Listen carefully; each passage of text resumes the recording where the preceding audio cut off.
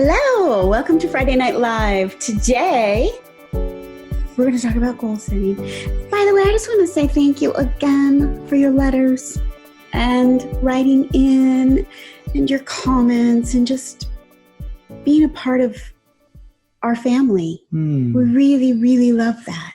It's an honor. It's an honor to have you. With that said, we're going to talk about goal setting. Goal setting. Goal setting.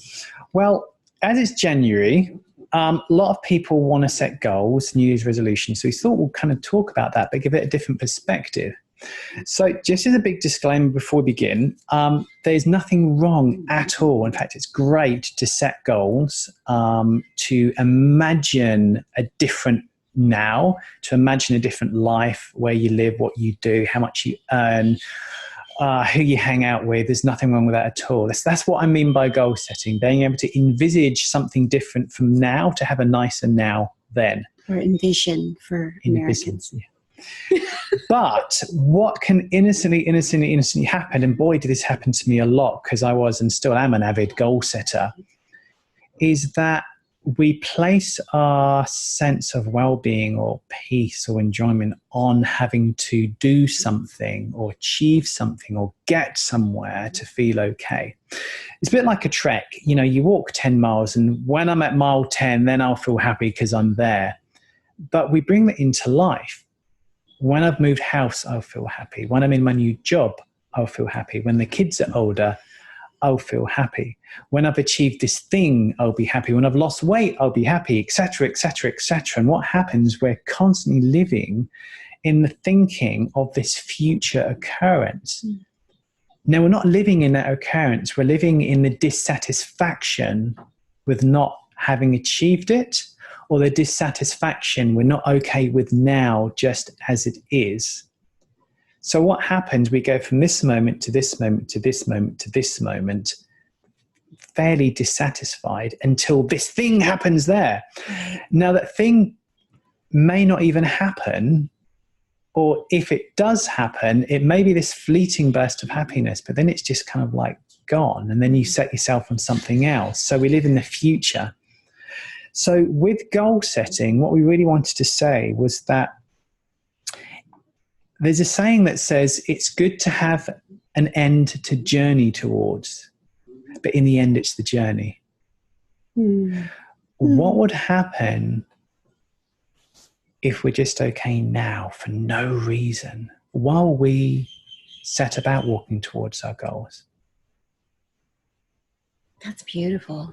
I love that. I was talking to somebody very special, and he was saying that he was sort of dissatisfied with Jim, the class, not Jim as a person. Yeah, Jim's a good guy. Physical education. He was just, was really struggling with that. All the other kids are bigger than him, and he's kind of the small fry. And so I talked to him a little bit about, and he said, he goes, I can hardly wait till I'm bigger. Then I can run faster, I can lift more, and I can throw farther. And I said, do you ever take walks on the beach and you notice that you've got those beautiful glass-like pebbles?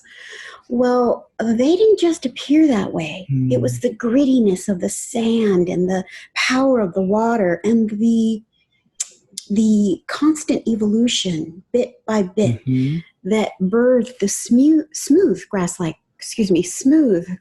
pebbles. And that's kind of what we're talking about in goal setting. We, especially being in school, we sort of want to learn and have these goals and attach our well-being to all these specific points in life. But what we're trying to discuss here is maybe uncovering, just sort of relaxing into what is, moving forward with the journey, as you said. I'm not sure if that made sense, but elaborate on that. I remember doing a trek in the Himalayas, and we're walking up to what's it called? We're walking up to Everest Base Camp, a place near Everest Base Camp. I can't think what it's. Kalapatar, that's it. Kalapatar. That's probably why I forgot. It's such a bizarre name. I was walking to Kalapatar, and we were really going up there so quickly. We were overtaking everybody. We were sweating. It was a real buzz of walking. Got to the top. I got a bit of altitude sickness, so we came down again. And then when we were walking down, we walked really slowly. Mm. And all of a sudden, I noticed these villages with the Om Mani Padme Hum drifting over the airways. I noticed that the snow was being blown off the top of the mountains. I noticed the prayer flags fluttering in the wind. I noticed the smell of the cooking from the villages. And the Nepalese with like these kind of faces that look beaten by the wind and the elements. It's so cracked and brown and beautiful, and their smiles. And I thought, wow, I missed all of this in my race to the goal, which I got there. But did it give me satisfaction? Well, I got altitude sickness. Wasn't what I cracked it up to be. So I guess it's a metaphor. It's good to have a goal to travel towards, but it's the journey there that has the juice of life. That is your life. This moment, not that moment what may or may not happen. So there's nothing wrong with goal setting, but just enjoy the journey there, because happiness is what we think or feel right now. Mm-hmm. And so if we are sacrificing the now for a then, our life experience isn't a very nice experience. Right.